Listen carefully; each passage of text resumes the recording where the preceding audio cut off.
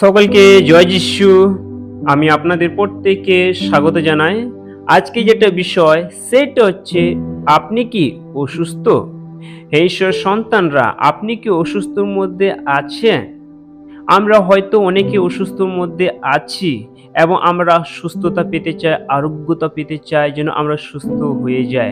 আজকে আমি দুটো বিষয়ে বলতে চাই, যারা আমরা অসুস্থর মধ্যে আছি এবং যারা আমরা বিশ্বাসী এবং যারা আমরা মণ্ডলের সদস্য, আমরা কি করব সেই সময় এবং কি করা উচিত সেই বিষয় নিয়ে আমরা দেখব। ঈশ্বর সন্তান, আসুন আমরা তার বাক্য দেখি, আর সেটা আমরা পাবো যাকব 5 অধ্যায় 14 এবং 15 পদ। তোমাদের মধ্যে কেউ কি রোগগ্রস্ত? সেই মণ্ডলী প্রাচীন বর্গকে আহ্বান করো এবং তাহারা প্রভুর নামে তাহাকে তৈলাভিষিক্ত করিয়া তাহার উপরে প্রার্থনা করুন। তাহাতে বিশ্বাসের প্রার্থনা সেই পীড়িত ব্যক্তিকে সুস্থ করিবে এবং প্রভু তাহাকে উঠাইবেন। আর সেই যদি পাপ করিয়া থাকে তবে তাহার মোচন হইবে। আমেন। ঈশ্বর সন্তানরা, প্রথমে বললাম আমি দুটো বিষয় বলতে চাই, যারা আমরা অসুস্থ মধ্যে আছি এবং যারা আমরা বিশ্বাসী আছি, মণ্ডলের সদস্য আছি। আমরা অনেকে অসুস্থ মধ্যে আছি এবং আমরা সুস্থতা পেতে চাই, যেন আমরা সুস্থ হয়, আমরা যাতে প্রভুর আরোগ্যতা পেতে পারি, আমরা যেন ঈশ্বরের গৌরব করতে পারি সুস্থ হয়ে। ঈশ্বর সন্তানরা, সুস্থতা আপনি অবশ্যই পাবেন, প্রভু অবশ্যই আপনাকে সুস্থ করবে। হয়তো আমরা অনেক সময় অসুস্থ কারণে আমরা অনেক ডাক্তারের কাছে গিয়েছি, আমরা অনেক ওষুধ খেয়েছি এবং ওষুধ খাওয়ার পরে ডাক্তারের কাছে রিপোর্ট করার পরেও আমরা হয়তো সেইখান থেকে সুস্থতা পাচ্ছি না, এবং আমরা অনেক জায়গায় গিয়েছি, অনেক টাকা পয়সা খরচ করেছি, আমরা সুস্থতা পাচ্ছি না, আরোগ্যতা পাচ্ছি না, এবং আমরা আরও দিনের পর দিন অসুস্থ মধ্যে হয়ে পড়ে আছি। হয়তো আপনি দেখবেন আপনার মণ্ডলের মধ্যে কেউ এরকম অসুস্থর মধ্যে আছে, সে সুস্থ হচ্ছে না। হয়তো আপনিও সেই অসুস্থর মধ্যে আছেন, আপনি চেষ্টা করছেন কিন্তু সুস্থতা পাচ্ছেন না, কিন্তু আপনার অর্থ আরো ব্যয় হচ্ছে কিন্তু আপনি সুস্থতা পেতে পারছেন না। আপনাকে এই সময় কি করা উচিত? আপনি যদি অসুস্থ মধ্যে যদি থাকেন, তাহলে আপনি সব সময় একটাই চেষ্টা করছেন, আমি সুস্থতা যেন পাই, যেমন করে হোক আমি যেন সুস্থ হয়ে যাই। আর সেই কারণে আপনি অন্যান্য জায়গায় যাচ্ছেন, আপনি অন্যান্য জায়গায় গিয়ে প্রার্থনা করছেন, আপনি এইখানে যাচ্ছেন, আপনি ওইখানে যাচ্ছেন, এইখানে যাচ্ছেন, সব জায়গায় আপনি যাচ্ছেন কিসের জন্য? একটাই মাত্র, যাতে আপনি সুস্থতা পান এবং সুস্থ হয়ে যান। আপনি যদি মণ্ডলের সদস্য হয়ে থাকেন, তাহলে আমি আপনাকে বলতে চাই, আপনি জীবন্ত ঈশ্বরের উপরে বিশ্বাস করেছেন, আরোগ্যতা ঈশ্বরের উপরে বিশ্বাস করেছেন, তাহলে আপনি ঈশ্বরকে ছেড়ে, আপনার মণ্ডলী ছেড়ে, তাহলে আপনি অন্য জায়গায় কেন যাচ্ছেন? হ্যাঁ, হয়তো আপনি বলবেন, হ্যাঁ সেই জায়গায় প্রার্থনা হয়, চাঙ্গা সেবা হয়, এবং আমাদের মণ্ডলীতে সেরকম প্রার্থনা হয় না। ঈশ্বর সন্তানরা, যদি আপনি এরকম মনে করে থাকেন, এর বিশ্বাস যদি আপনার থাকে, তাহলে আপনি কখনো আপনি সুস্থতা পেতে পারবেন না, কারণ আপনি শুধু সেই জায়গায় ঈশ্বরকে দেখেছেন এবং আপনার মণ্ডলীতে ঈশ্বর কার্য করছে সেটা আপনি দেখছেন না। ঈশ্বর সন্তানরা, আমি আপনাকে বলতে চাই, আপনি যে কোনো চার্চে থাকুন না কেন, যে কোনো মণ্ডলীতে থাকুন না কেন, আপনাকে অবশ্যই আপনার মণ্ডলীর মধ্যে থাকতে হবে এবং সেই মণ্ডলীর লোকেরা আপনার জন্য প্রার্থনা করবে।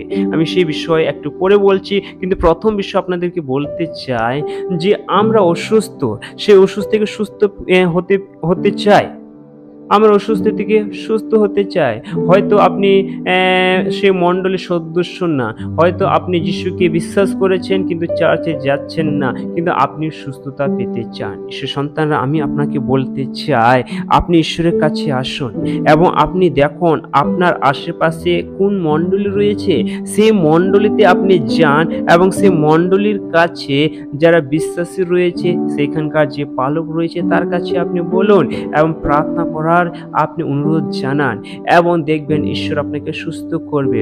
প্রথমত আমাদেরকে বিশ্বাস করতে হবে যে প্রভু আমাদেরকে আরোগ্যতা দেবে। হয়তো আমরা অনেকে আছি, সবসময় আমরা বলে থাকি, আমি অসুস্থ, আমি অসুস্থ, আমি অসুস্থ, আমি দুর্বল, এই কথাটা আমরা সবসময় ব্যবহার করি, আর সেই কারণে হয়তো আমরা অসুস্থ মধ্যে আছি, আমরা সুস্থতা পেতে চাই না। আমরা কি বলি? আমি অনেক দুর্বল, কেউ যদি আমাদেরকে জিজ্ঞাসা করে তুমি কেমন আছো, আপনি কেমন আছেন, তখন ভালো নেই, আমি অসুস্থর মধ্যে দুর্বল, এরকম কথা আমরা ব্যবহার করি। ঈশ্বর সন্তানরা, আমি আপনাদেরকে বলতে চাই এই কথা কখনো ব্যবহার করবেন না। আপনি সুস্থ হবেন যদি আপনি বাক্যকে অঙ্গীকার করেন। আপনি যদি সেই বাক্যকে বলেন যে আমি এখন সুস্থ, আমি সুস্থতা পাবো, আপনি সেই বিশ্বাস আপনাকে রাখতে হবে। এই বিশ্বাস নয় যে আমি অসুস্থ মধ্যে আছি, না, আপনাকে এই বিশ্বাস রাখতে হবে যে আমি সুস্থ হয়ে গেছি, সেই বিশ্বাস রাখতে হবে। আর আপনি যদি সেই বিশ্বাস রাখেন, আপনি যদি আপনার মুখে যদি সেটা অঙ্গীকার করেন, তাহলে দেখবেন আপনি তাড়াতাড়ি সুস্থ হয়ে যাবেন। কারণ আমরা যখন বাইবেল পড়ি তখন আমাদের একটা বিষয়, প্রার্থনা বিষয়ে বাইবেল একটা বিষয়ে বলে, সেটা হচ্ছে তুমি প্রার্থনা করেছো, প্রার্থনা করার আগে তুমি পেয়ে গেছো, সেটাকে তুমি বিশ্বাস করছো। আমাদেরকে সেইভাবে করতে হবে। আমি অসুস্থ মধ্যে আছি, কিন্তু আমাকে বিশ্বাস রাখতে হবে আমি সুস্থ হয়ে গেছি, দেখবেন আপনি সুস্থতা লাভ করবেন। ঈশ্বর সন্তানরা, প্রথমে আমাদেরকে বিশ্বাস স্থির করতে হবে, সম্পূর্ণ ঈশ্বরের উপরে বিশ্বাস করতে হবে, এবং ওই দিকে এদিকে না গিয়ে আপনি নিজে যে মণ্ডল আছে সেই মণ্ডলেতে যান এবং ঈশ্বরের কাছে প্রার্থনা করুন। সেই ব্যক্তিরা প্রার্থনা করবে এবং আপনারা সুস্থ হয়ে যাবেন। ঈশ্বর আপনাকে সুস্থ করবে। ঈশ্বর সন্তানরা, আমি বলতে চাই যারা আপনি বিশ্বাসী, যারা আপনি মণ্ডল একজন সদস্য, আমি আপনাদেরকে বলতে চাই, এবং যারা পালক রয়েছেন আমি তাদেরকেও বলতে চাই যে যারা মণ্ডলী পরিচালনা করে, প্রথমত যারা মণ্ডলী পরিচালনা করে আমি তাদেরকে বলতে চাই, আপনি হয়তো রবিবার উপাসনা করছেন, আপনি আরাধনা করছেন, ঈশ্বরের বাক্য প্রচার করছেন, এবং আপনি হয়তো প্রার্থনা করছেন, কিন্তু সেইভাবে প্রার্থনা করছেন না। আপনি যতটা গুরুত্বপূর্ণ আরাধনা আপনি সময় দিচ্ছেন, যতটা আপনি গুরুত্বপূর্ণ ঈশ্বরের বাক্য প্রচার করছেন, ততটা আপনাকে গুরুত্বপূর্ণ হেলিং প্রেয়ার দিতে হবে। হেলিং প্রেয়ার অবশ্যই করা উচিত, অসুস্থদের জন্য প্রার্থনা করা উচিত। আমাদেরকে জোর দিতে হবে আরাধনার মধ্যে, আমাদেরকে জোর দিতে হবে ঈশ্বরের বাক্যর মধ্যে, আমাদেরকে জোর দিতে হবে হেলিং প্রেয়ারের মধ্যে, যেন প্রত্যেকটা মণ্ডলী, প্রত্যেকটা চার্চে যেন অসুস্থদের জন্য প্রার্থনা করা হয়, হেলিং প্রেয়ার জন্য থাকে, এটা অবশ্যই থাকতে হবে।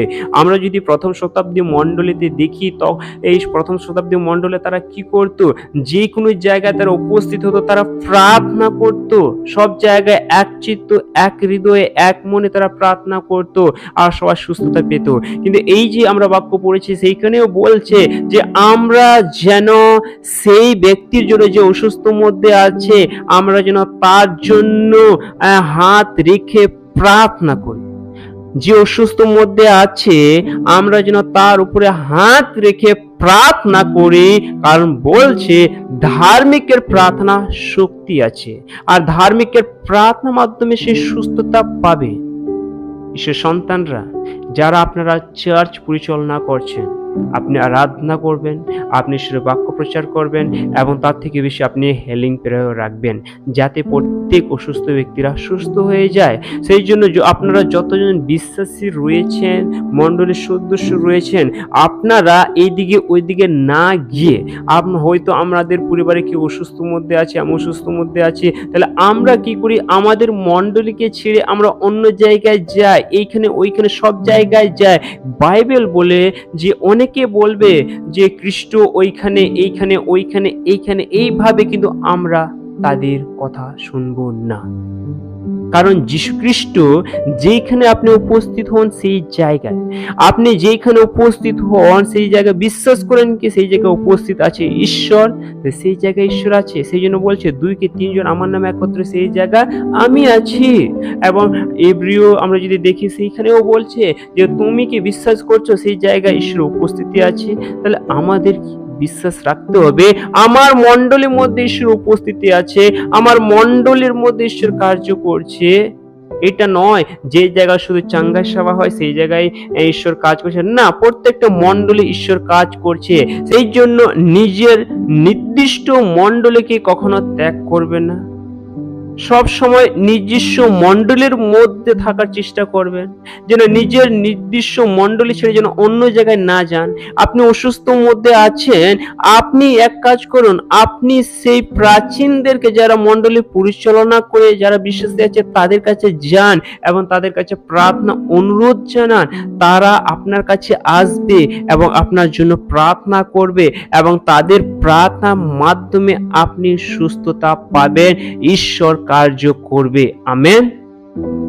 ঈশ্বর সন্তানরা, আমরা যদি সবাই মিলে যদি প্রার্থনা করি, সেই ব্যক্তির জন্য কেন সুস্থতা পাবে না? এটা হচ্ছে এক হৃদয় এক চিত্ত, যদি দুইজন প্রার্থনা করে তাহলে স্বর্গস্থ পিতা সেটা শুনবেন। আমরা যদি মণ্ডলীগত যদি সবাই যদি প্রার্থনা করে কেন সুস্থ হবে না? সেই জন্য বলছে তুমি সেই প্রাচীনদেরকে বলো, যারা মণ্ডলী পরিচালনা করছে তুমি তাদেরকে বলো এবং তারা আসবে এবং তোমার জন্য প্রার্থনা করবে এবং তুমি সুস্থতা পাবে। সেই জন্য অন্য মণ্ডলে না গিয়ে নিজে যেটা মণ্ডলী ঈশ্বর দিয়েছে সেই নিজের মণ্ডলীতে আপনি প্রার্থনা করুন এবং যারা আপনার পালক মশাই রয়েছেন, যে মণ্ডলী পরিচালনা করছে, বিশ্বাসীরা যারা রয়েছে তারা আপনার জন্য প্রার্থনা করবে। আপনাকে সেই বিশ্বাস রাখতে হবে আর সেই মণ্ডলীর মাধ্যমে আপনি সুস্থতা পাবেন। সেই জন্য আপনি অসুস্থ মধ্যে আছেন, তাহলে আপনাকে সেই প্রাচীনদেরকে বলা উচিত আপনারা সবাই সেই মণ্ডলীতে গিয়ে প্রার্থনা অনুরোধ জানান, ঈশ্বর আপনাদেরকে সুস্থ করবে। সেই ঈশ্বর সন্তানরা, আমি আপনাদেরকে বলতে চাই, প্রথমত আপনি অসুস্থ মধ্যে যদি থাকেন তাহলে আপনার নির্দিষ্ট মণ্ডলীতে যান এবং যারা পালক মশাই রয়েছেন এবং যারা মণ্ডলী পরিচালনা করছেন অবশ্যই আরাধনা, ঈশ্বরের বাক্য এবং হিলিং প্রেয়ার রাখবেন এবং অসুস্থদের জন্য প্রার্থনা করবেন। ঈশ্বর প্রত্যেকটা মণ্ডলীতে কার্য করছে।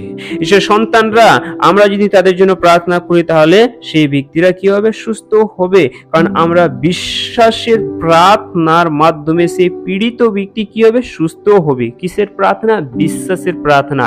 আর আমরা সবাই বিশ্বাস করে প্রার্থনা করছি আর সেই ব্যক্তি অবশ্যই সুস্থতা পাবে। যতজন অসুস্থ মধ্যে আছি আমাদের উচিত যেন আমরা মণ্ডলীতে গিয়ে জানাই।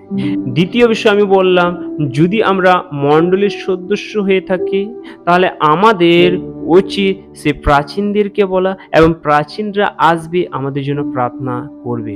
ঈশ্বর সন্তানরা, আপনি সুস্থতা পাবেন। মণ্ডলীতে ঈশ্বর কার্য করছে, প্রত্যেকটা মণ্ডলীতে। সেজন্য নিজের মণ্ডলী কখনো ত্যাগ করবেন না। আপনার মণ্ডলীতে জীবন্ত ঈশ্বর কার্য করছে আর ঈশ্বর আপনার প্রার্থনা শুনবে, ঈশ্বর আপনাকে সুস্থতা করবে। কারণ ধার্মিকের প্রার্থনা শক্তি যুক্ত, আর ধার্মিক ব্যক্তিরা যখন আপনার জন্য প্রার্থনা করে আপনারা সুস্থতা পাবেন। ঈশ্বর আপনাদের সুস্থ করবে, ঈশ্বর আপনার সমস্ত অসুস্থকে দূর করবে। সেই জন্য আর আপনার অসুস্থ থাকবে না, কারণ ঈশ্বর আপনার জীবনে কার্য করবে এবং আপনি আরোগ্যতা পাবেন। ঈশ্বর সন্তানরা, আমি বিশ্বাস করি আজকের বাক্য দ্বারা আশীর্বাদ পেয়েছেন। ঈশ্বর আপনার হৃদয়ে কথা বলেছে, তা আমি মহান ঈশ্বরকে ধন্যবাদ দিই। আজকের বাক্য দ্বারা আমাদের সকলকে আশীর্বাদ করেছে। আমেন।